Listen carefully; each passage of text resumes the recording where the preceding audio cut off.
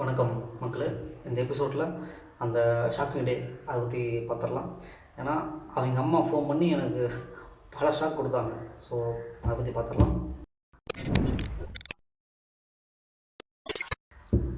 அவங்க அம்மா ஃபோன் பண்ணாங்க.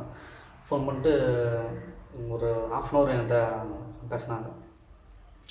என்ன சொன்னாங்கன்னா, அந்த பொண்ணு வந்து அவங்க அம்மாட்ட சொல்லியிருக்கு நான் என்னெல்லாம் பண்ணுறேன் அப்படின்ட்டு.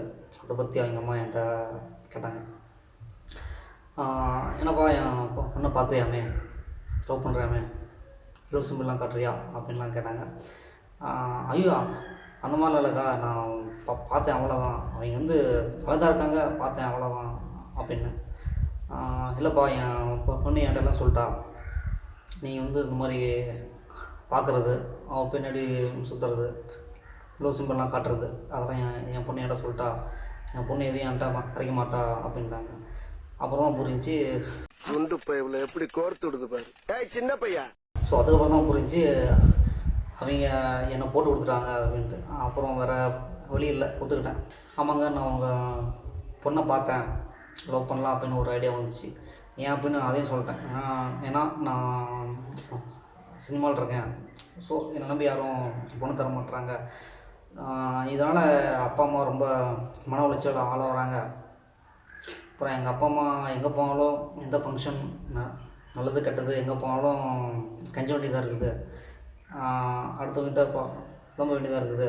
இந்த மாதிரி கல்யாணம் ஆகலை அப்படின்ட்டு எனக்கு அதே ரொம்ப கஷ்டமாக இருக்குதுங்க அப்படின்ட்டு நான் வந்து எங்கள் அம்மாட்ட புலம்ப ஆரம்பிச்சிட்டேன். அவங்க அம்மா அதை கேட்டு என்ன பண்ணாங்கன்னா, சரிப்பா நான் ஓகே தான், நான் ஒன்றும் சொல்ல, ஆனால் நீ இந்து நாங்கள் முஸ்லீம், இது எப்படி ஒத்து வரும் அப்படின்னாங்க.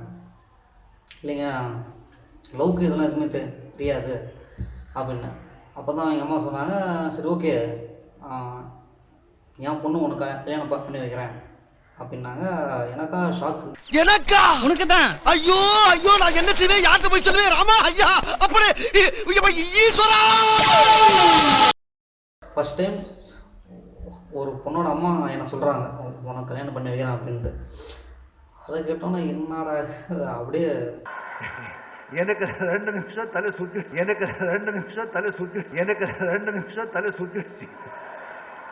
அவங்க அம்மா என்ன சொன்னாங்கன்னா, ஓகே நான் கல்யாணம் பண்ணி வைக்கிறேன், ஆனால் நீ வந்து மதம் மாறணும் அப்படின்ட்டாங்க. அதை கேட்டு இன்னும் கொஞ்சம் மைல்டு ஷாக் ஆகி போச்சு.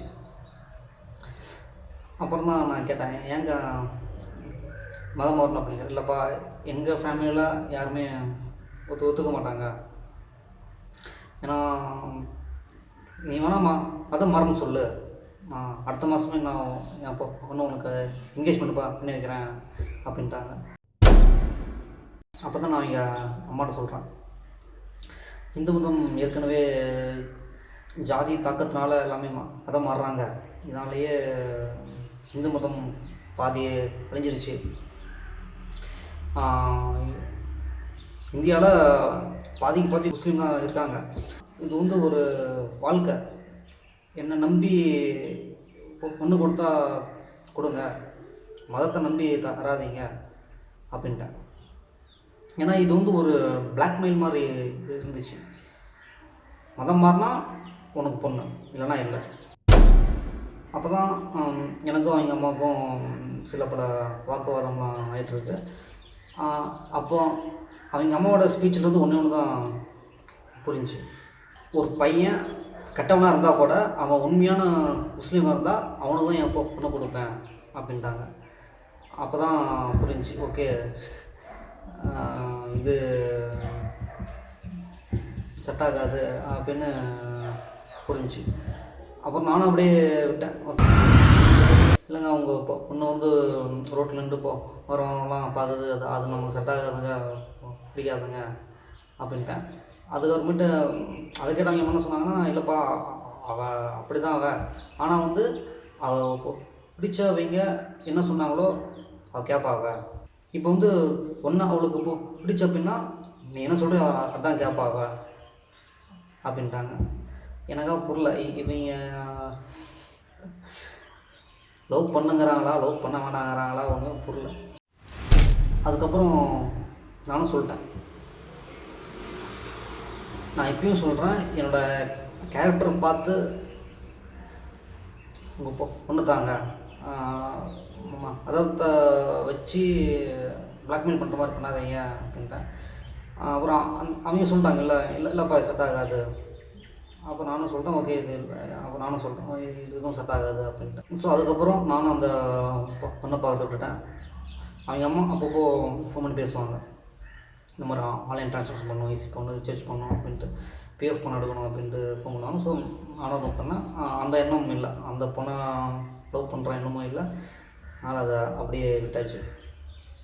அதுக்கு அடுத்த நாள் அவங்க அம்மா வந்து ஒரு விஷயம் சொன்னாங்க.